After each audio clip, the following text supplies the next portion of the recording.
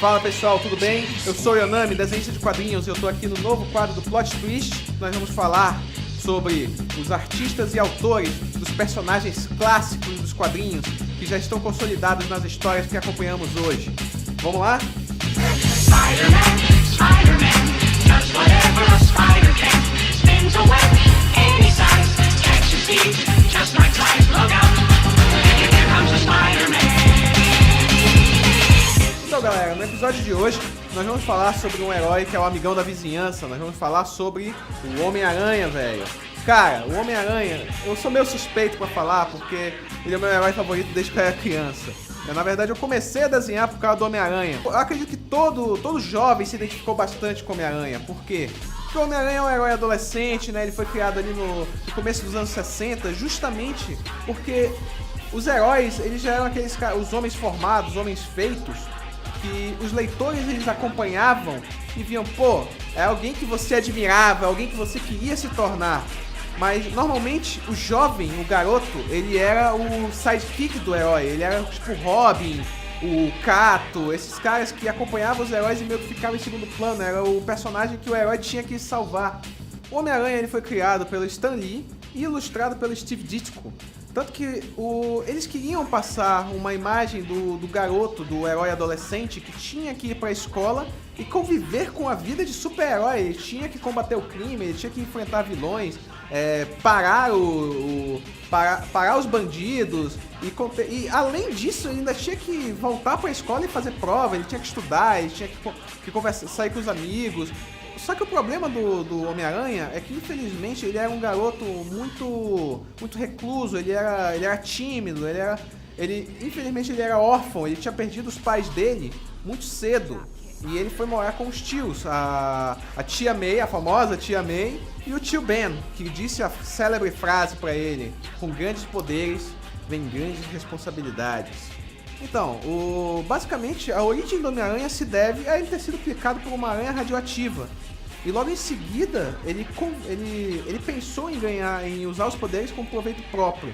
Só que com a morte do tio dele, por negligência da parte dele, que ele poderia ter evitado a morte do tio, cara, ele se culpou e ele se culpa até hoje por isso. É uma coisa que ele queria bastante ter mudado na vida dele, mas infelizmente ele não pôde. E é isso que move o Homem-Aranha. Grandes poderes trazem grandes responsabilidades. Eu gosto de pensar que a vida do Homem-Aranha, os períodos da história dele são divididos entre artistas. Nós começamos lá com o Steve Ditko na criação do Homem-Aranha, onde ele veio já com Stan Lee, etc e tal, aquele herói adolescente. E logo em seguida, tem muita gente que fala, a gente pensa que, cara, pai não é quem concebe, é quem cria. Mas nesse caso, o Steve Ditko ele participou muito além da criação e da concepção do Homem-Aranha. E logo em seguida, quando ele saiu, já veio um outro artista para trabalhar junto com o Stan Lee. E foi esse cara que investiu bastante no desenvolvimento do Homem-Aranha. Eu tô falando do John Romita, cara, que é o responsável justamente pela criação de personagens da Mary Jane Watson, a Gwen Stacy, o Capitão George Stacy, entre muitos outros. E foi justamente esse cara que ele modelou o Homem-Aranha e deixou ele mais próximo daquilo que nós temos hoje. Que é aquele personagem que, pessoalmente, é a fase do Homem-Aranha que eu mais gosto. É o personagem mais dramático, aquele personagem que tem que conviver com os problemas dele e não tem só aquela vida de super-herói, o glamour de ser super-herói. De você combater o crime, enfrentar vilões, essas coisas assim. Muita gente simpatiza mais e se identifica, eu acredito que os leitores se identificam mais com esse veio mais dramático do Homem-Aranha. Porque você tem aquela participação, aquela vivência, algo que você se identifica. Depois de uma fase de muita turbulência, várias separações entre ele e a Mary Jane, ele chegou a pedir a Mary Jane em casamento uma vez, ela recusou.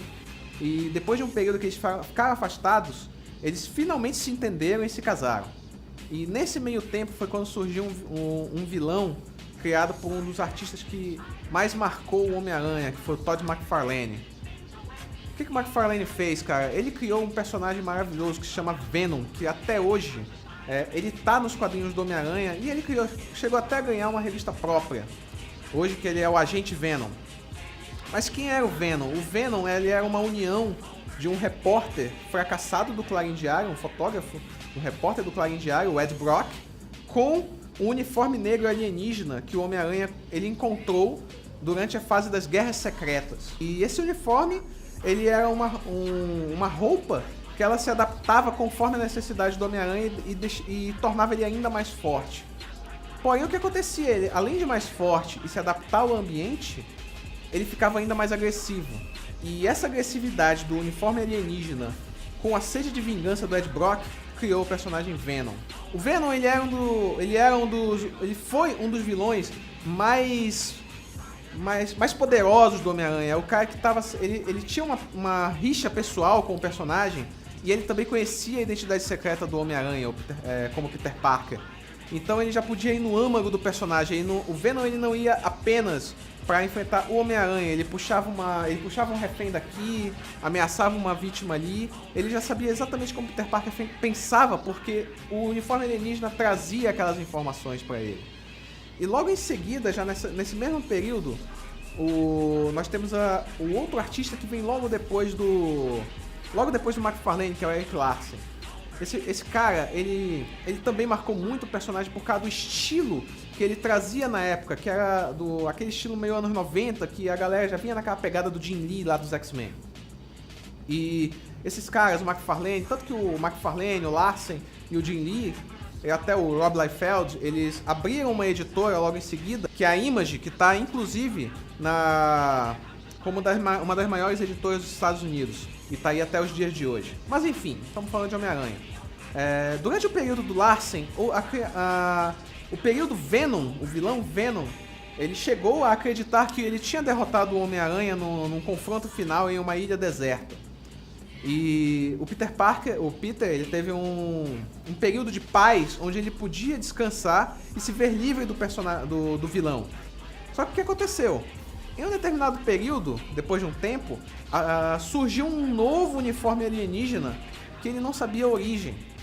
Só que esse vilão, ele já era muito mais agressivo do que o Venom. Era o Carnificina, cara. Ele se aliou a um criminoso que ficou preso com o Ed Brock durante um período na prisão, ele era um serial killer. E para combater esse vilão, o Homem-Aranha, ele percebeu que ele não ia conseguir derrotar o cara sozinho. Então ele resolveu ir atrás do cara que podia ajudar ele, que era o Venom. Ele voltou até a ilha deserta lá, encontrou o cara, depois de uma luta, ele contou o que o Carnificina estava fazendo, o antigo companheiro de cela dele, e eles se aliaram para enfrentar o Carnificina. Só que esse período, essa história, ela fez tanto sucesso entre os leitores, que logo depois a Marvel resolveu lançar uma outra série chamada Carnificina Total, que era basicamente a mesma história. Vários simbiotes alienígenas que foram criados com base no personagem Carnificina, e eles enfrentavam, e o Homem-Aranha teve que se unir com vários heróis para eles poderem enfrentar o Carnificina e os seus, entre aspas, filhotes. Pessoal, esse vídeo tá muito longo, então nós vamos dar uma pausa por aqui, mas nós vamos continuar semana que vem, porque, cara, Homem-Aranha rende muito assunto. Então, não esquece de curtir a gente aqui e seguir o nosso canal, beleza? Here comes the Spider-Man! Look out! Here comes the Spider-Man. Is he strong?